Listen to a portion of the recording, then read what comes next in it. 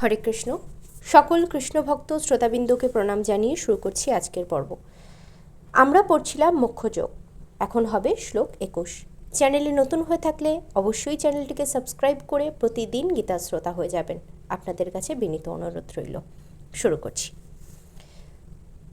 পৃথক তেন তু যজ্ঞানং নানা ভাবন পৃথক বিধান বেত্তি সর্বেষু ভূতেষু তজ্জ্ঞানং বিদ্ধি রাজসম।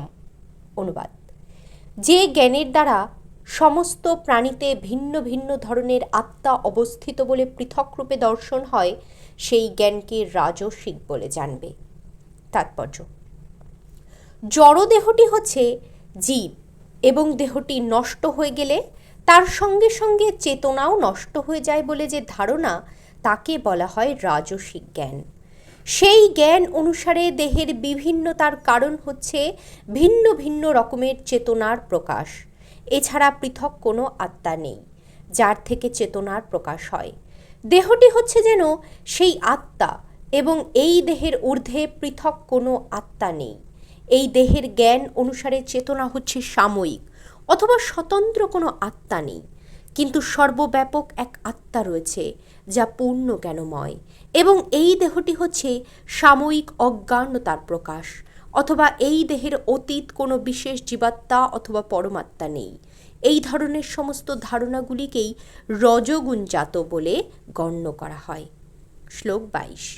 যতু কৃতস্ন বদকস্মিন কার্যে শক্তম হৈতুকম অতত্যার্থ বদল্পং চ তত্ত্বামসমুদা রীতম।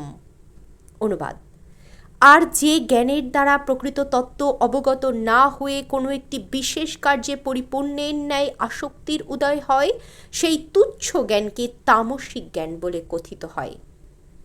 তাৎপর্য: সাধারণ মানুষের জ্ঞান সর্বদাই তমগুণের দ্বারা আচ্ছন্ন, কারণ বদ্ধ জীবনে প্রত্যেক জীব তমগুণে জন্মগ্রহণ করে থাকে। যে মানুষ শাস্ত্রীয় অনুশাসন মতে কিংবা শ্রী গুরুদেবের কাছ থেকে প্রামাণ্য সূত্রে জ্ঞান বিকাশ সাধন করেননি, দেহ সম্পর্কিত তার সেই জ্ঞান সীমাবদ্ধ। শাস্ত্রীয় অনুশাসন মতো কর্মসাধনের কোনো চিন্তা ভাবনাই সে করে না। তার কাছে অর্থ সম্পদই হচ্ছে ভগবান, এবং জ্ঞান হচ্ছে দেহগত চাহিদার তৃপ্তি সাধন।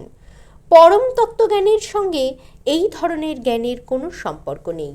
এটি অনেকটা সাধারণ একটি পশুর জ্ঞানের মতোই, শুধুমাত্র আহার, নিদ্রা, আত্মরক্ষা ও মৈথুন সংক্রান্ত জ্ঞান।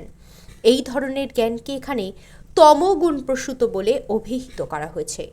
পক্ষান্তরে বলা যেতে পারে যে এই দেহের ঊর্ধ্বে চিন্ময় আত্মা সংক্রান্ত যে জ্ঞান, তাকে বলা হয় সাত্ত্বিক জ্ঞান। মনোধর্ম ও জাগতিক যুক্তিতর্কের মাধ্যমে যে সমস্ত মতবাদ ও ধারণা সম্পর্কিত জ্ঞান, তা হচ্ছে রজগুণাশ্রিত, এবং কেবলমাত্র দেহ সুখ ভোগের উদ্দেশ্যে যে জ্ঞান, তা হচ্ছে তমগুণাশ্রিত। শ্লোক 23। নিয়তং সঙ্গরহিত মরাগদেশতঃ কৃতম অফল প্রেপ্সুনা কর্ম যত্তচ্ছা সত্ত্বিকো মুচ্যতে। অনুবাদ: ফলের কামনা শূন্য ও আসক্তি রহিত হয়ে জ্ঞান ও দেশ বর্জনপূর্বক যে নিত্যকর্ম অনুষ্ঠিত হয়, তাকে সাত্ত্বিক কর্ম বলা হয়।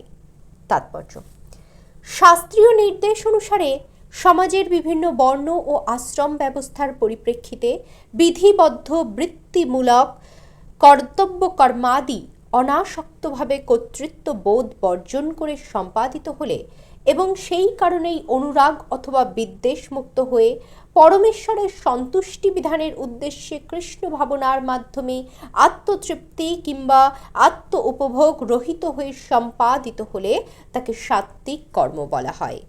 শ্লোক 24। যত্তু কামেপ্সুনা কর্ম সাহংকারেণ বা পুনঃ ক্রিয়তে বহুলায়সং তদ রাজসমুদারিতম।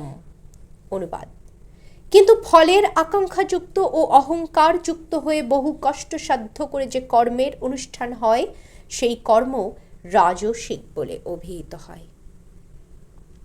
আজ এ পর্যন্তই সমাপ্ত। আসছি পরের পর্বে। কমেন্টে অবশ্যই মহামন্ত্র সংকীর্তনটা লিখে যাবেন।